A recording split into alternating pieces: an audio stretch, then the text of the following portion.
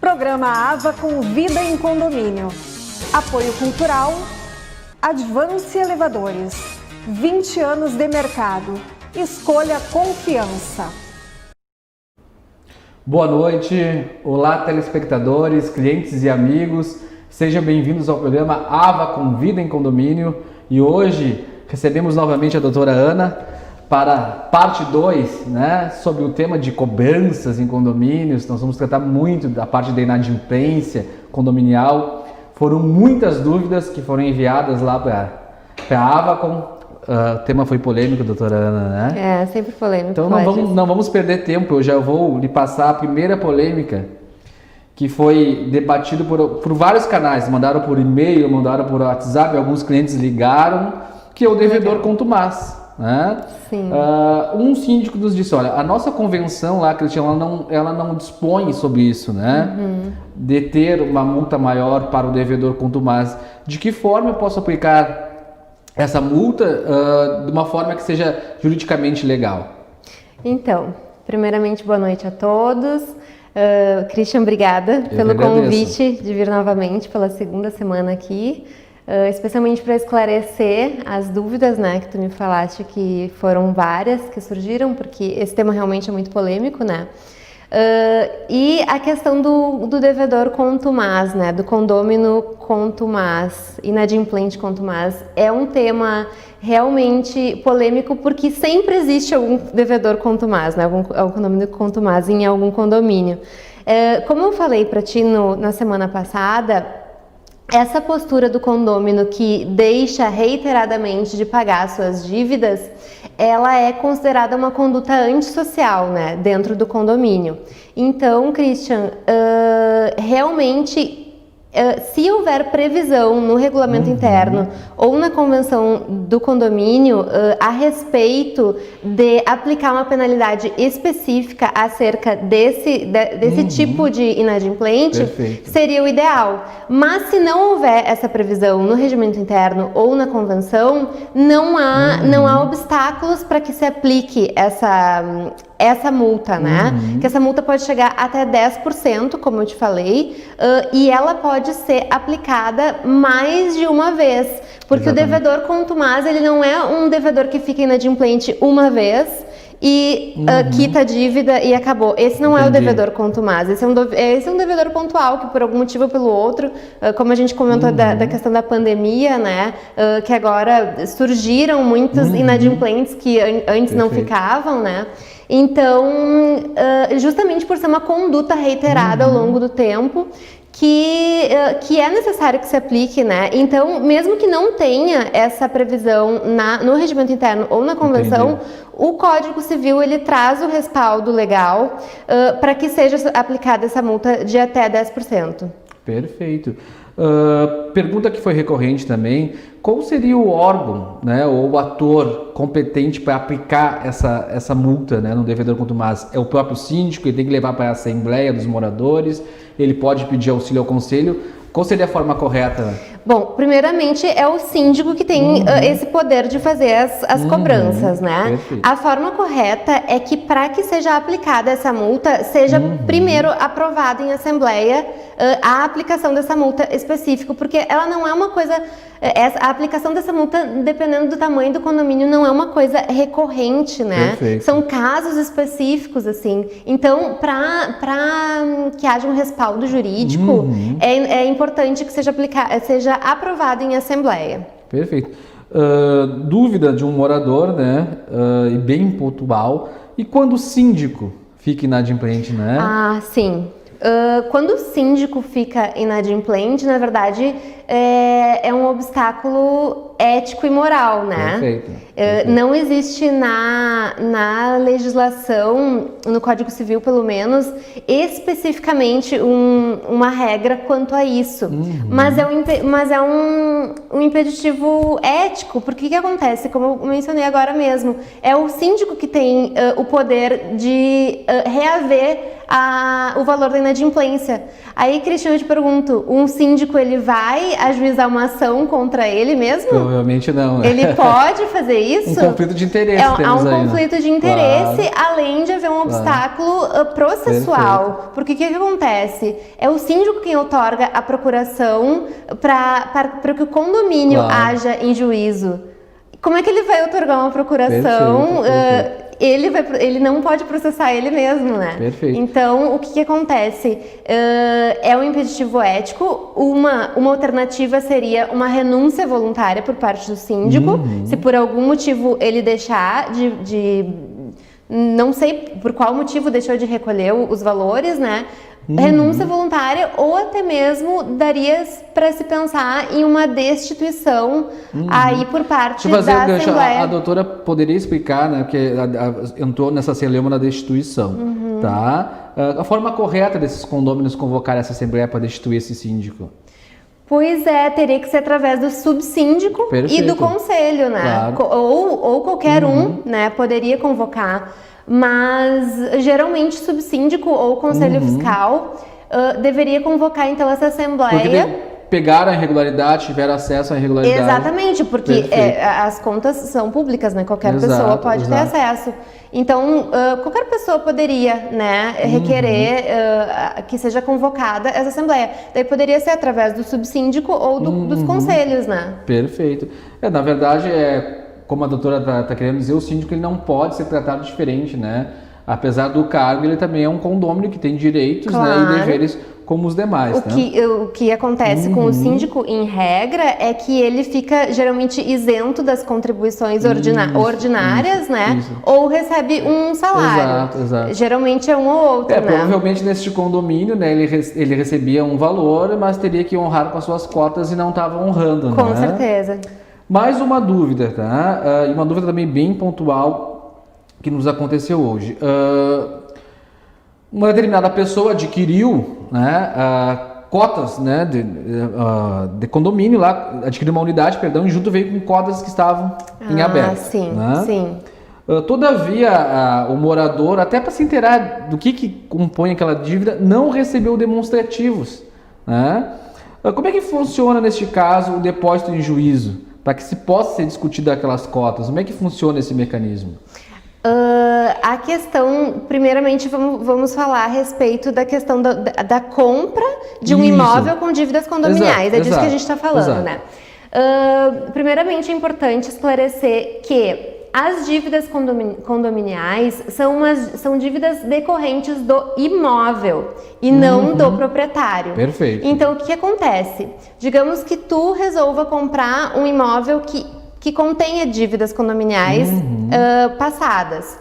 Essas dívidas irão acompanhar o imóvel. A dívida não acompanha o proprietário, ela acompanha o imóvel. Então, a pessoa que adquirir aquele imóvel é a pessoa responsável pelo pagamento dessas dívidas condominiais, embora sejam dívidas passadas, né, da época do vendedor, né? Perfeito. Então, o que pode ser feito? A pessoa que estiver comprando o imóvel, ela pode prever numa cláusula no contrato de compra e venda, pode se estipular em sentido contrário, que o vendedor, ou alienante no caso, fique responsável por essas dívidas. Mas se não houver essa previsão nessa cláusula específica, o Código Civil fala que é responsabilidade daquele que adquiriu o imóvel com a dívida, porque como eu falei e repito, a dívida vai acompanhar o imóvel e não a pessoa.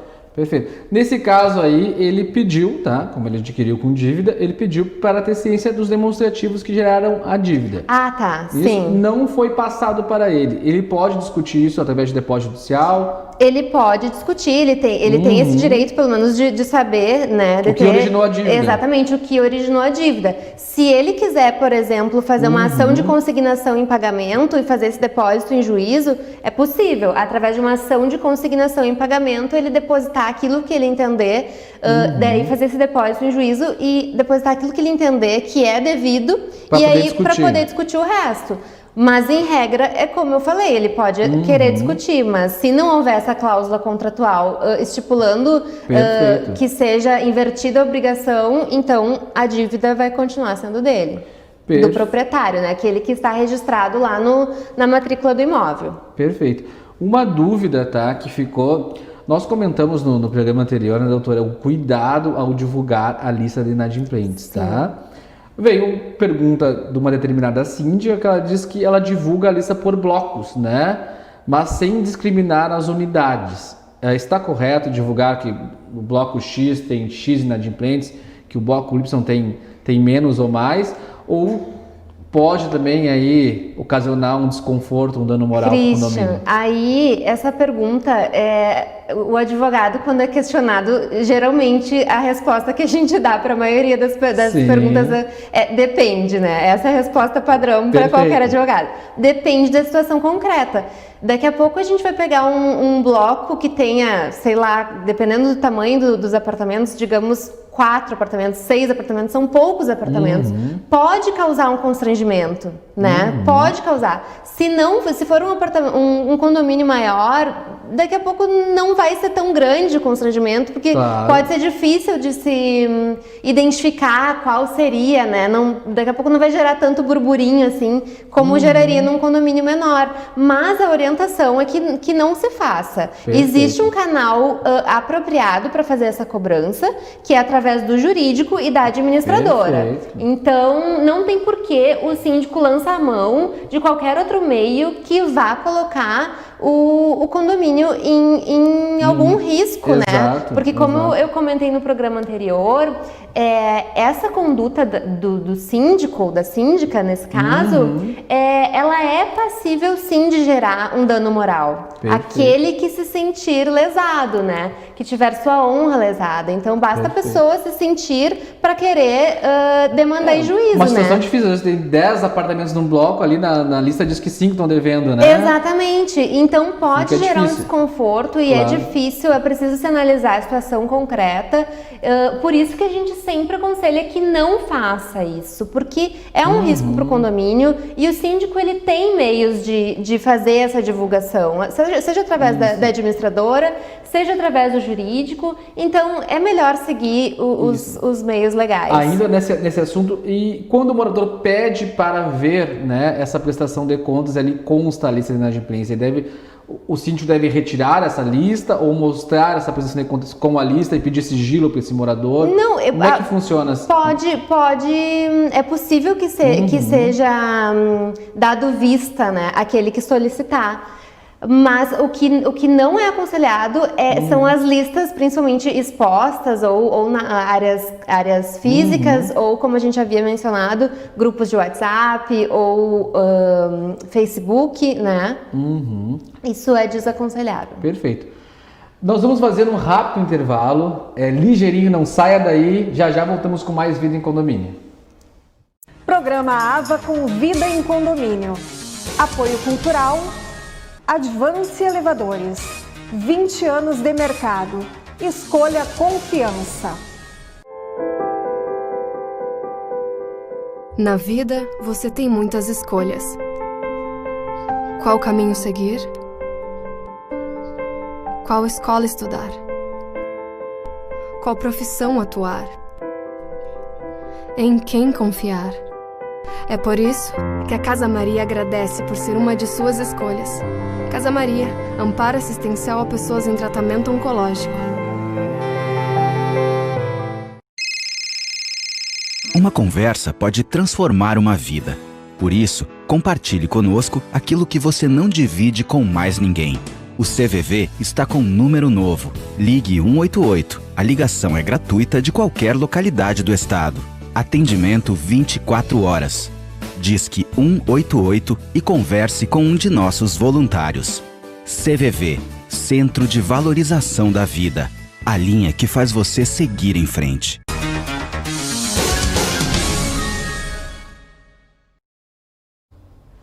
Voltamos com mais Vida em Condomínio. Pergunta que foi recorrente, né? Nós tínhamos SPC, Serasa, que também gerou. Depois nós vamos entrar nesse assunto, né? Mas uma que não deu tempo de falar no programa anterior seria os outros meios para não judicializar a cobrança. A gente sabe quando judicializa e cai lá no judiciário. Como a doutora disse, o judiciário já está, né, abarrotado de causos e causas, né?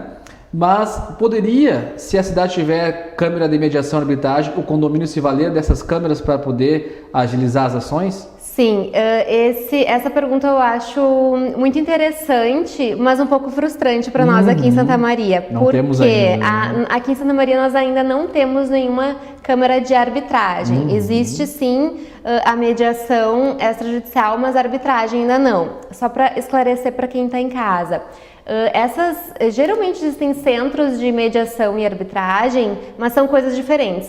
A mediação, como é que é o papel do mediador? O mediador é uma pessoa que vai aproximar as partes que estão em conflito para que essas duas partes cheguem a um acordo. Nesse caso, seria, de um lado, o condomínio e do outro lado, o morador inadimplente. Então, o mediador, ele aproxima esse diálogo entre as partes para que elas, entre si, cheguem a um acordo, tá? Já a arbitragem, ela é diferente. O que acontece? Na arbitragem, o árbitro, ele funciona como se fosse o juiz, se fôssemos comparar ao Poder Judiciário, tá? Na arbitragem, as partes levam o conflito até o centro de arbitragem, né? Expõem os seus fatos e os seus direitos, assim como fazem no Poder Judiciário, e o árbitro, diferente do mediador, ao invés dele apenas aproximar o diálogo, né? O árbitro, ele vai proferir uma decisão, que é a sentença arbitral. Só que aqui em Santa Maria, infelizmente, nós ainda não temos isso, né? Em Porto Alegre tem, mas aqui em Santa Maria não temos. Mas é interessante, Christian, pra gente já orientar... Vamos pensar no futuro que venha, né? Vamos pensar no futuro. Exato. Hoje mesmo eu ouvi rumores, né, de que existe um escritório aqui em Santa Maria que está pensando em fundar primeiro a primeira Câmara Arbitral aqui da cidade. Então é bom que os síndicos, que os condomínios já, né, antecipem essa demanda, né?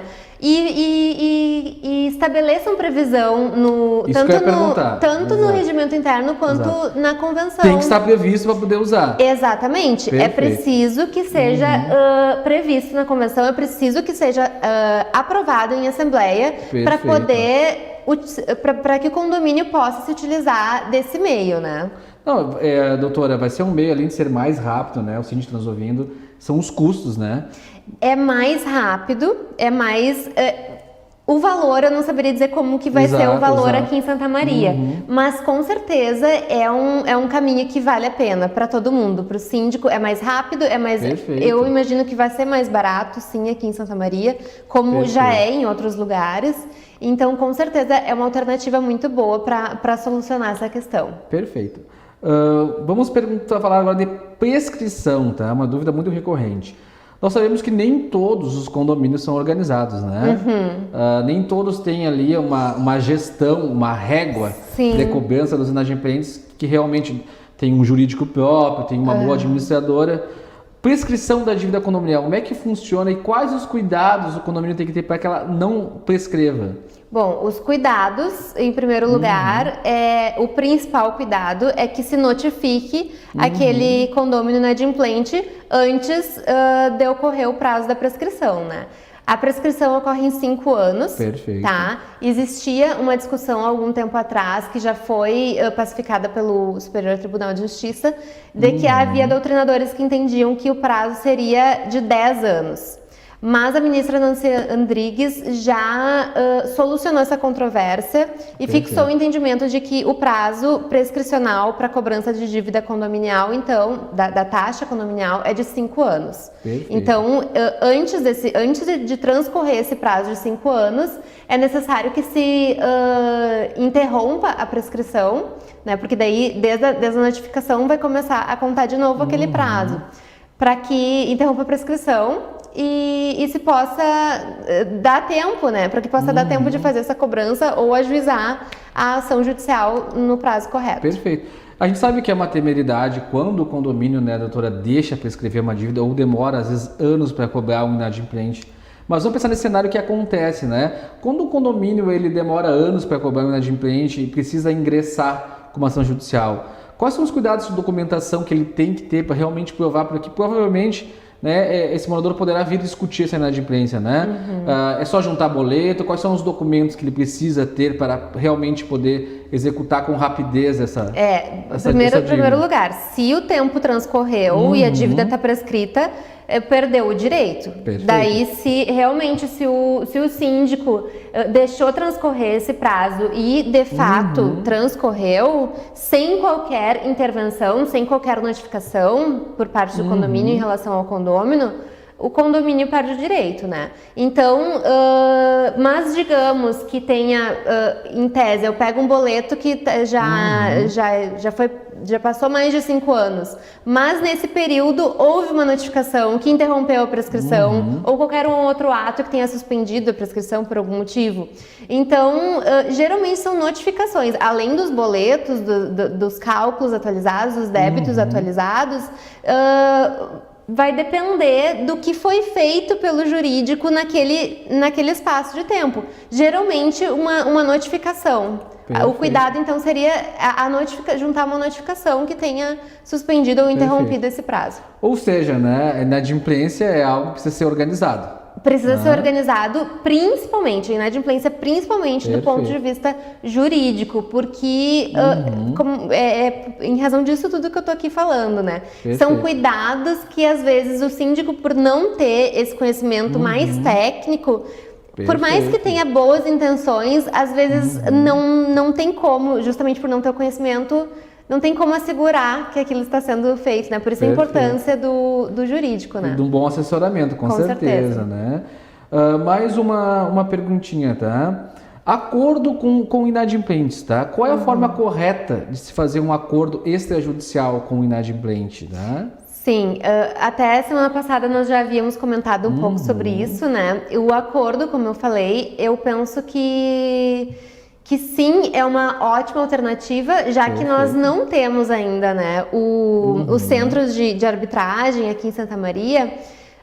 É possível mediação também para tentar, né, chegar a um acordo, mas quando se chega a esse acordo, que pode se chegar a um acordo mesmo sem mediação, o próprio jurídico já faz esse meio campo entre síndico, condomínio e o inadimplente, né? Nós fazemos isso. Hoje mesmo eu estava conversando sobre uma dívida que a gente já está há uns 6 meses tentando negociar essa dívida.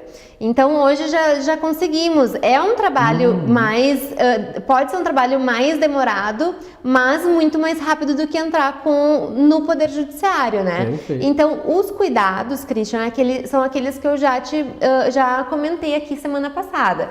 É necessário que se redija esse acordo, que se reduza a termo em um instrumento contratual. É necessário que se observe todos os requisitos legais para formar o quê? Um título executivo extrajudicial. Não vale boca a boca, né, doutora? Não vale. Preciso ressaltar isso, Não, né? em tese valeria. O contrato verbal, ele é admitido pelo ordenamento jurídico, mas não é aconselhado, né? Vai provar como, né? Fica difícil a prova, sobretudo nessas situações que são números, né? Que a gente está tratando de valores. Então, é sempre indicado, então, que o jurídico tenha esses cuidados para que no momento da assinatura desse acordo, esse contrato, né, onde vai estar estabelecido então todas as regras, né, o que foi estipulado. Vamos pegar essa dívida de R$5.000 e parcelar em 5 vezes. Então lá nesse contrato precisa estar estabelecido o valor da dívida, referente a quais meses, quando que vai ser pago, em quais datas, né? Precisa ser assinado por 2 testemunhas. Isso é importante. Tá? Então, é uma série de requisitos legais que devem ser observados pelo jurídico do condomínio, para que, caso esse condômino,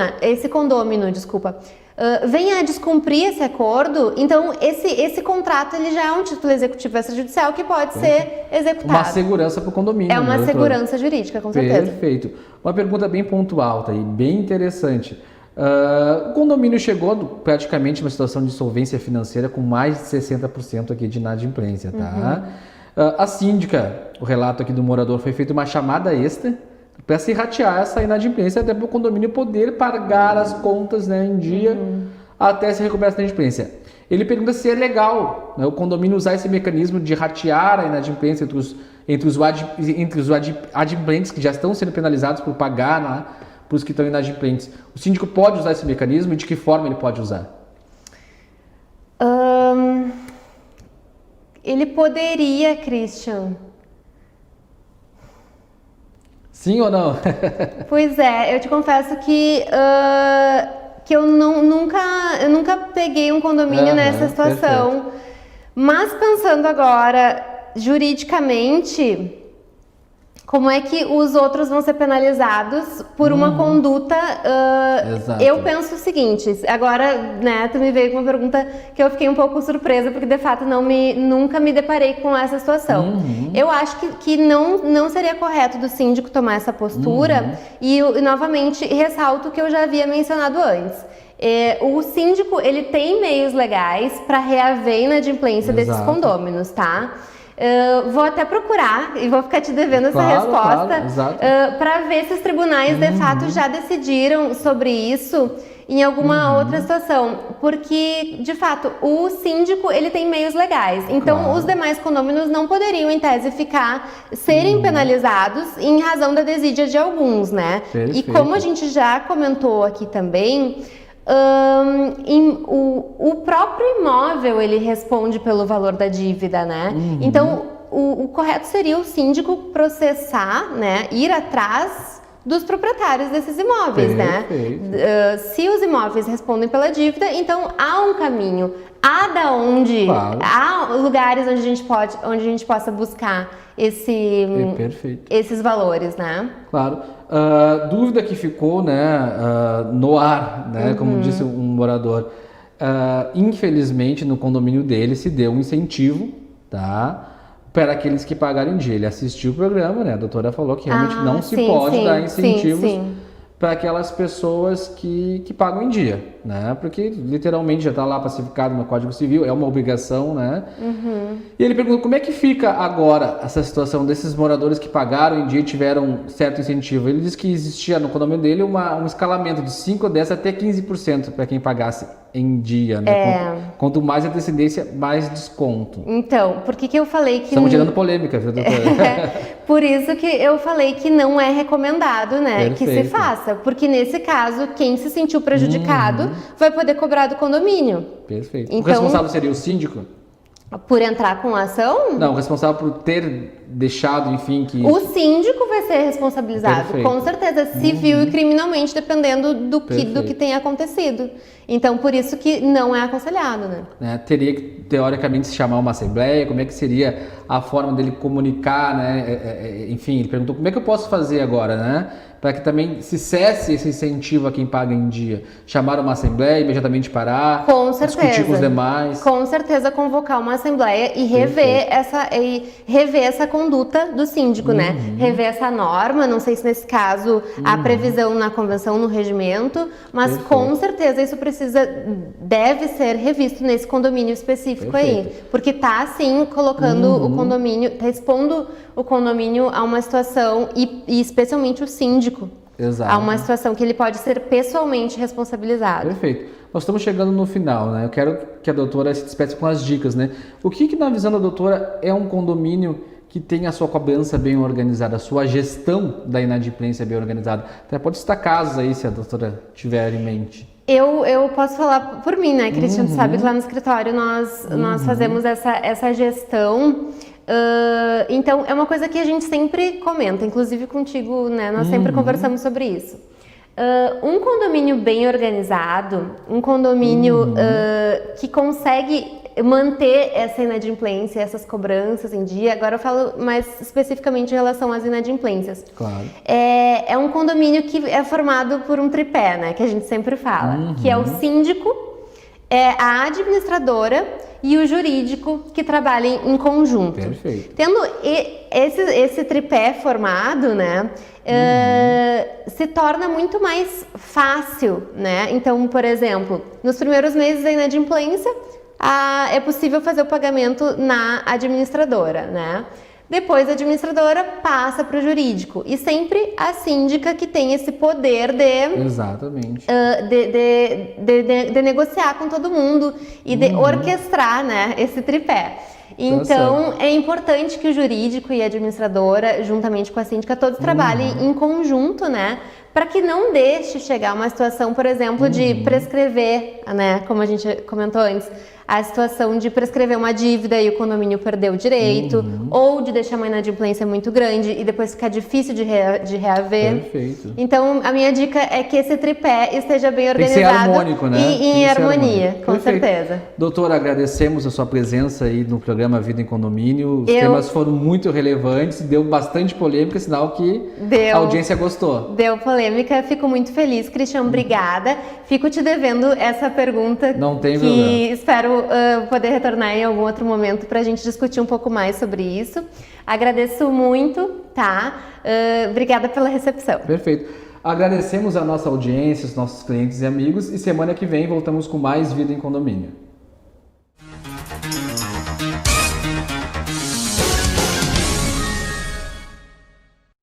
Programa AVA com Vida em Condomínio.